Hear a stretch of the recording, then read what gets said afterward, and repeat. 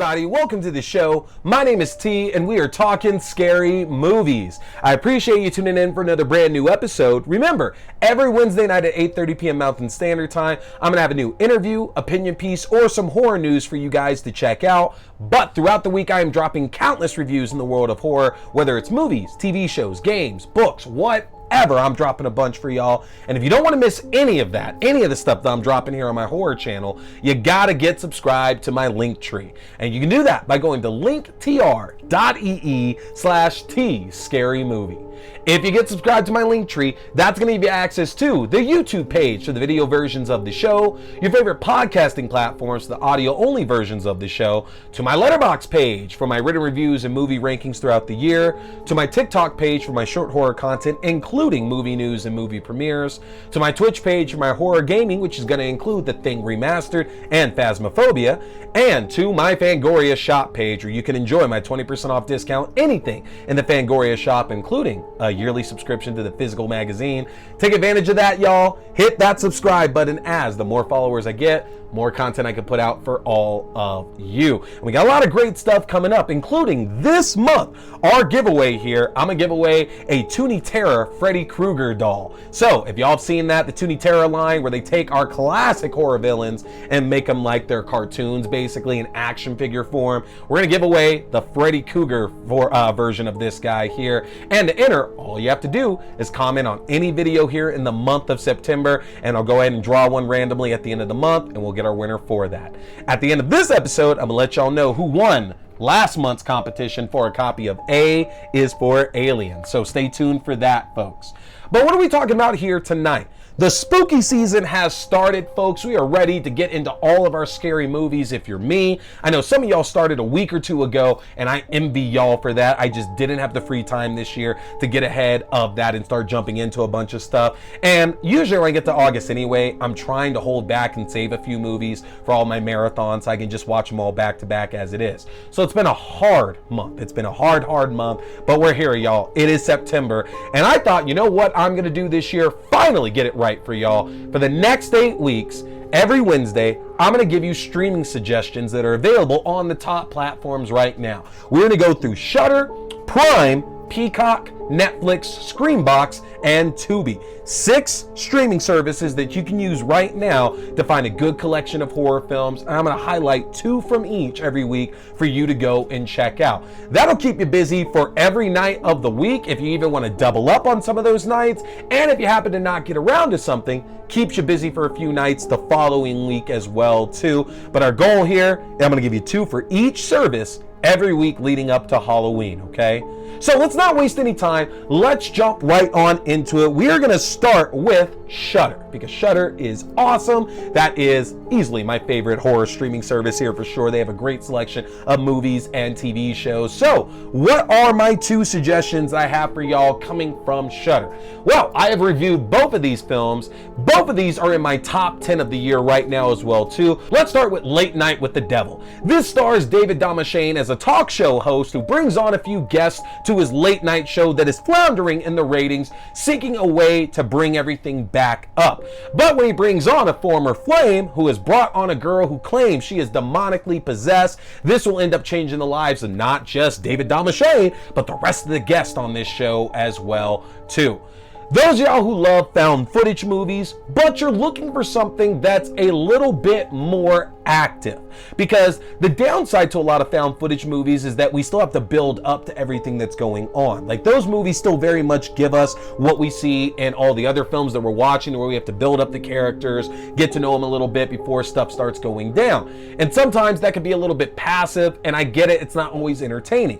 But films like this, or Ghostwatch, for example, the fact that they kind of portray it as happening live, even though, yes, we're watching the video back, it makes it a little bit more engaging, a little bit more entertaining, because we're right there as stuff is happening, and that makes it a little bit more thrilling, a little bit more exciting. Late Night with the Devil has a great cast of characters. The fact that it's a bit of a period piece, because it's not set in modern times either, adds a little bit more charm to it as well, and the effects on it are lovely, y'all. I always enjoy when we get a different depiction of demonic possession in films, because there's so many of those out there, and so many of them are fun. They're cast, they're varied for sure, but Late Night with the Devil very much aces everything that it could seek to do right here when it comes to bringing the scares, bringing a good story, and bringing good acting. And you can check that one out right now, folks. The other one available on Shudder that you should definitely be checking out for yourself is Infested. Right now, folks, this is still sitting in the top 3 horror films of the year for me. It is one of the few that scared me when I saw it and still scares me when I think back about it. I have not watched it in months at this point, but I'm sure there's probably going to be another watch that I get in before the end of the year. I hate spider movies. I hate spiders. They are terrifying to me, but yet and still, that is why this thing got down deep within my soul and within my bones to freak me the hell out watching this film. If you don't do good movies like Arachnophobia, Kingdom of the Spiders, maybe Tarantula, anything like that, this is not a movie for you. And the fact that this is played a little bit more seriously than a lot of other spider films you've seen before. There's a lot of talk. There's a lot of imagery talking about the way that we help out folks who are on a different social class than us, that might not have much access to money. There is a big message in this film. It is an incredible film. And again, hard not to root for the zany cast of characters that make up this apartment complex besieged by spiders. It's so interesting to me that this film was released not too far ahead of Sting coming out, and yet and still Sting, that took the same kind of premise of a spider terrorizing an apartment complex, didn't nail the landing the way that Infested did. There's a lot to like about this. You will absolutely be freaked out watching this one for sure, and it is one of the best horror films of the year. You can see both Infested and Late Night with the Devil on Shudder right now. Go check those out, folks. Moving on to Prime. So, haunted house terror. I love horror films based on haunted houses. Whether that means the house is actually haunted or it means that, it takes place in a fictional haunted house. Love those movies nevertheless here, and I have 2 for you that you definitely want to check. The first one is gonna be Haunt. Brought to you by the writers of the Quiet Place series. This focuses on a group of friends who end up going to check out a haunted house, only to find out that the inhabitants within have more murderous desires than just scaring the people who end up at their attraction. Now, this one is violent. It's a mean film too, but the thing is, based on the movies that we have right now, to where characters go to a haunted house attraction and are being terrorized, this is absolutely one of the better ones that are out there. They give us a diverse cast of characters to where it's very easy for us to hate some of them, but we also have those that we end up falling behind that we like a lot, that we want to make out of this situation. And as things get worse and worse and worse, of course, that's when you start realizing which characters come off better than the other ones. We get some laughs in that too, but again, this is a mean horror film. They punish characters for not doing enough in this film. They're not nice to them at all. So if you don't like your horror movies to punish people who might not necessarily deserve that, you might want to skip this one. But for those of y'all looking for really, really good horror set in a haunted house attraction, Haunt is the one that you want to go see. Go see you some scary clowns. My other suggestion would also feature a haunted house attraction and scary clowns. That would be Hell House LLC. Now, this is a franchise that I really truly didn't get on board with until last year, when I finally decided I was going to watch the first 3 back to back to back on a random day and fell in love with them. And people had been talking about them for a while. I know, I'm late to the train here. The gist of Hell House LLC is that a group of entrepreneurs buy an abandoned hotel and decide to retrofit it as a haunted house attraction. But as they find out, the hotel itself was haunted. Some terrible things went down there, and that will very much have an effect on not only the staff, but the patrons who decide to show up on opening night. Now, this again is a found footage film, but it's a different vein of Late Night with the Devil, because we're following these characters throughout a varied of different situations in different environments, different locations, all that. Now, the difference here is that a lot of these characters aren't really likable, that a lot of them are very much assholes, and as they start to get taken out one by one, it's hard to really feel sympathy for a good chunk of the characters of this story. But what I found so cool about it, though, is that in a lot of found footage movies, and especially in a lot of haunted house movies, we get focused in on one or two characters, and that's it. We don't take that much more time to focus on a large group of characters, because the idea is that typically you have a killer or a monster or a demon or something like that. How is that thing going to stand up against like dozens of people? Not here in Hell House LLC though, y'all. One of the best things about this film is that when we get to the big climax of the film itself, this all happens while the haunted house is open and dozens of people are inside. And I love that because that made that all the more scarier, knowing this was going down while dozens of people are running throughout this haunted house. It's something that we don't get a lot of. It gave a very interesting perspective, and it very much gets you in the mood for the rest of the films in this franchise. They're working on a new one right now. I think that's supposed to come out in 2025.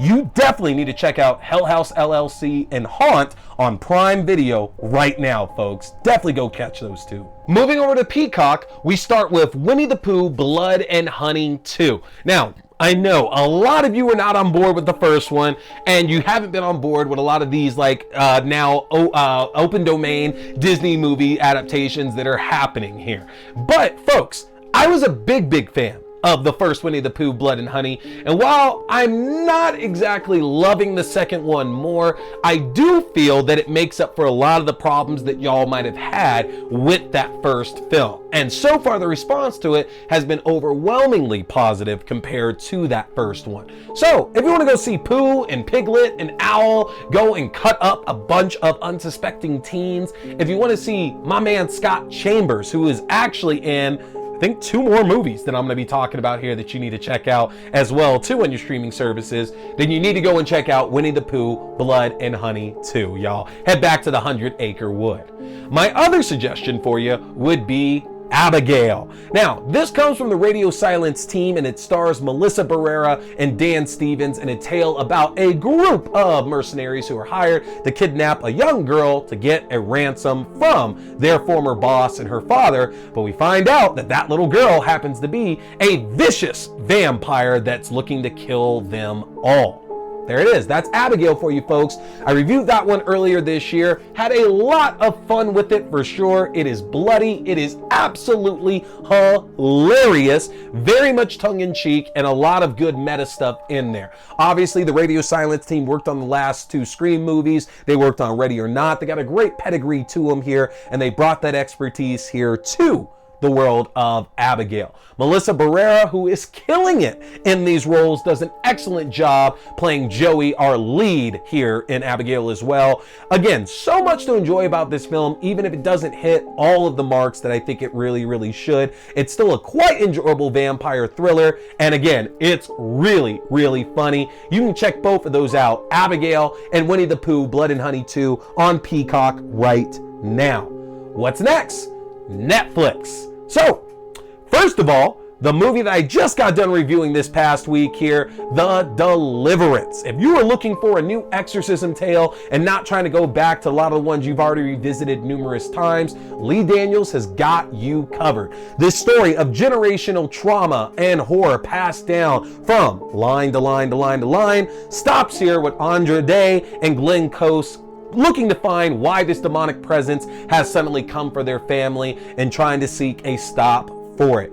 Folks, again, I've talked about it a lot, but this is another one to where the cast is just phenomenal in it, honestly. It's crazy to see Glenn Close playing a role like this. And even though our protagonist is not the most likable person in the world, even when the credits roll, there's going to be a lot of things you're going to have issues with that she's done over the course of this film. It does offer a much more interesting perspective on exorcism tropes that we haven't gotten to see from this kind of standpoint in a little while. It's coming from Black Eyes, which definitely gives it a different point of view to look at it from. And I like the subtle differences and changes from what we would probably expect from a story like this that's been told before. I like the way that Lee Daniels is able to kind of circumvent that and kind of flip everything on its head. There's some good scares in it. It is funny in certain points, but it's going to hit you deep, because one thing that Lee Daniels does really, really well with his film is give you some drama, and there's a lot of that here in The Deliverance. You can check that one out right now. The other film I want to talk about that's available right now is Malevolent, starring Florence Pugh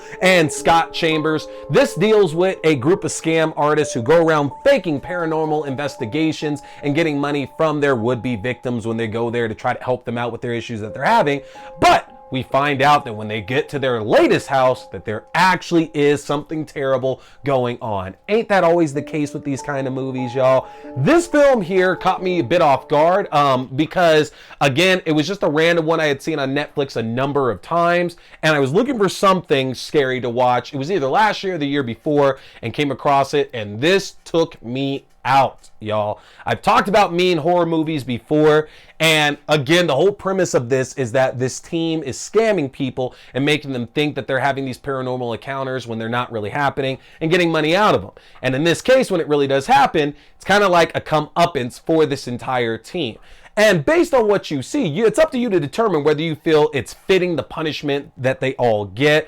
But I very much left this one feeling very, very shooken up about seeing the events of this film. It is mean, it is brutal, it is unforgiving. And again, we're seeing Florence Pugh in a situation that outside of Midsommar, you probably would never see her in again, honestly. Check this one out. It's going to leave you with the lights on after you get done finishing it up, folks. I need to hear back about that one. Again, Malevolent and The Deliverance are available on Netflix right now.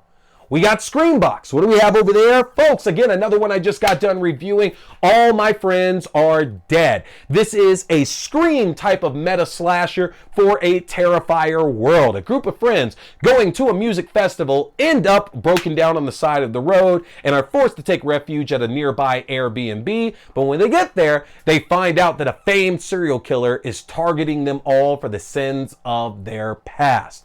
Now, folks, I didn't expect anything out of this one here before I knew everybody that was involved in it. Marcus Dunstan, who you know from the Saw franchise, the Collector franchise, which is now finally getting its third entry, is the person behind the camera on this one. Folks, it is sensible, it's funny, it's very meta, and I've said it in my review here, but the cast of characters here feel like they would be very much in line with the kids from Bodies, Bodies, Bodies. Like, they would have all partied together, they would have hated each other, but they absolutely all would have partied together before all these murders get started up. And granted, there is more at work here than what happened in Bodies, Bodies, Bodies. The twists and turns of All My Friends Are Dead definitely left me intrigued, and I am very much excited for what seems to be a sequel coming. Crossing my fingers that that does play out here, because I need that. I absolutely need that coming out here for sure. But you can't go wrong with this one, y'all. From the like one of the godfathers of the Saw franchise. Check out All My Friends Are Dead. You can also go and check out Frogman, which again is another film that has hit my top 10 this year. A lot of found footage this year for sure. This one focusing on a cryptid tale about a young man who came across the legend of Frogman when he was a child, and as his world seems to be crumbling under him as he's become an adult, realizes that the best way to regain everything in his life is to go and finally tell the tale of the Frogman. So he returns to his childhood home along with his friends to investigate this story, only to find out that something more monstrous is waiting for all of them. Anthony Cousins put together a tremendous found footage tale using our fascination with urban legends. And, you know, I heard this story from this person, from this person, from this person, and giving it the best horror twinge to it, y'all. This is one of the better independent horror films I've seen come out in quite a little bit at this time. Had me glued in. I love the design of Frogman himself or itself. I love the idea of the way of the others who kind of play into that legend as well too, and their responsibility to that monster as well. There is a lot to like here with Frogman, and if you're looking for, again, another found footage story, but you want a monster tale coming out of this, this is one that you absolutely need to see. One of the best of the year. And to finish things off, folks, we got to talk about what's on Tubi. With Tubi, you need to go and check out Annabelle Comes Home. This is one of the best movies in the Conjuring franchise. And if you recall, the Annabelle movies are separate from those. Like, yes, they're featured in the main stories, but Annabelle got its own franchise with 3 different films to varied qualities on that. And in my personal opinion, Annabelle Come Home ends up being the best of the 3. First of all, it ends up playing itself a bit like The Conjuring, like 1.5 or 2.5, because we do get the Warrens featured in this. They are a part of the story. They're just not our lead characters. We're focusing on their daughter, played by McKenna Grace, who is popping up in everything over the last decade or so. And we know that the Warrens have that room of all those items you're not supposed to touch, not supposed to be around. These are all items that taken apart in like hauntings and exorcism and things like that. And of course, when the Warrens go away, the kids will play, and that room is besieged by a number of demonic spirits. It is a haunted house tale told in the vein of The Conjuring. It is creepy, but it's also a lot of fun, and it doesn't give you the over-the-top scares that the mainstream Conjuring films have. And I don't mean as in they're cheesy, but those are kind of really crazy powerful and crazy strong to somebody who's not expecting that. A lot of people get scared from those Conjuring movies because of the way that they depict everything that's going on. Annabelle Comes Home takes that down a notch. So again, if you're a younger audience, you can kind of enjoy The Conjuring light, basically. And then, The Mist. Now, The Mist has one of the worst endings ever in film. I don't mean worst as in it's bad. It is bad, but not bad like that. Like, it's Michael Jackson bad. Like, you know, at the end of his life, he looked really, really bad. No, I'm kidding. That's a Key and Peele thing. This movie, again, is phenomenal. Based on the works of Stephen King, obviously, to where a town is besieged by this mysterious fog where deadly creatures roam within. And they're just trying to make it through until help arrives. If you haven't seen it, this is very much a tale of the human story and about the way that we can turn on each other when our backs are against the wall. And what will you do when your fellow man is in trouble? Do you put your life on the line for them, or do you just let shit happen, basically? It's a harrowing tale starring Thomas Jane and the late Andre Bauer. All day. Folks, again, if you haven't heard of the ending of this film, I can't spoil anything about that, no matter how old it is. You need to kind of see it to believe it. It will absolutely leave you shook coming out of this one. You will need a palate cleanser after that in order to get yourself back to normal. Trust me, not the greatest. Not the absolute greatest. But you can absolutely see The Mist and Annabelle Comes Home on Tubi right now. So, 12 streaming suggestions for you. That'll keep you busy for a week or a little bit more, folks. Again, I want you to tell me in the comment section what you're looking forward to checking out this spooky season. This month, I am going to be giving away, again, a Toonie Terror toy of Freddy Krueger. So if you want a chance to be entered to win that, all you got to do is comment on a video here in September. And to announce our winner of the A is... Woo! Goddamn spiders. Interesting. All right.